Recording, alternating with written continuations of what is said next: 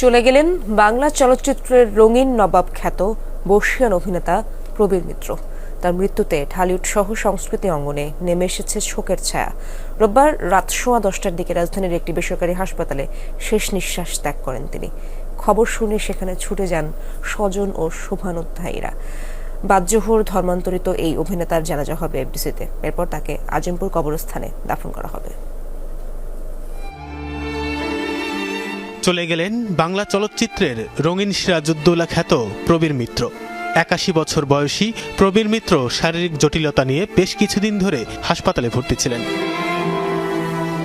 1969 সালে জলছবি দিয়ে চলচ্চিত্র জগতে পদার্পণ প্রবীর মিত্রর। দীর্ঘ 5 দশকের চলচ্চিত্র ক্যারিয়ারে তিতাস একটি নদীর নাম, জীবন তৃষ্ণা, অশান্ত ঢেউ, গায়ের ছেলে, পুত্রবধূ সহ 4 শতাধিক চলচ্চিত্রে অভিনয় করেছেন এই অভিনেতা।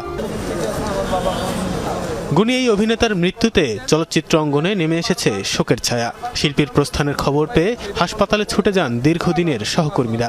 পরিণত বয়সে মৃত্যু হলেও জাতীয় চলচ্চিত্র পুরস্কারপ্রাপ্ত এই অভিনেতার বিদায় পীড়া দিয়েছে সকলকেই। সন্তান হিসেবে একটু সুযোগ তো দেবেন, একটু সেবা করব, ওনার সব কথা শুনবো, ওনাকে চিকিৎসা করার সুযোগটা তো দেবেন। দিলেন না। হসপিটাল থেকে জাস্ট মগবাজারে গেলাম, প্রবীর দাকে নিয়ে গল্প হচ্ছিল, কথা হচ্ছিল, অঞ্জন আপার মিলাদ নিয়ে কথা হচ্ছিল, কিন্তু এরই মধ্যে আরেকটি শোক আমাদেরকে আল্লাহ তাআলা দিবে এটা আমরা ভাবতে পারি নাই। সোমবার বাদ-জোহর প্রবীর মিত্রের প্রথম জানাজার নামাজ হবে তার দীর্ঘদিনের কর্মস্থল এফডিসিতে। এরপর একটি বেসরকারি টিভি চ্যানেলে দ্বিতীয় জানাজা শেষে আজিমপুর কবরস্থানের চিরনিদ্রায় শায়িত হবেন তিনি। ওনার নামাজে জানাজা এফডিসির মসজিদে অনুষ্ঠিত হবে, আর বাদ-জোহর অনুষ্ঠিত হবে, এবং ওখান থেকে আমরা চ্যানেল আইতে একটা বোধহয় একটা অনুষ্ঠান হবে, ওখান থেকে তারপরে আমরা আজিমপুর কবরস্থানে ওনাকে দাফন করব।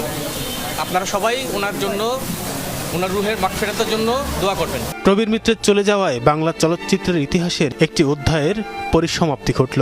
বাংলা চলচ্চিত্রের মসনদ আগলে রাখতে আর কোনোদিন ফিরবেন না রঙিন নবাব সিরাজউদ্দৌলা। তানফির সিদ্দিক টিপু, যমুনা নিউজ, ঢাকা।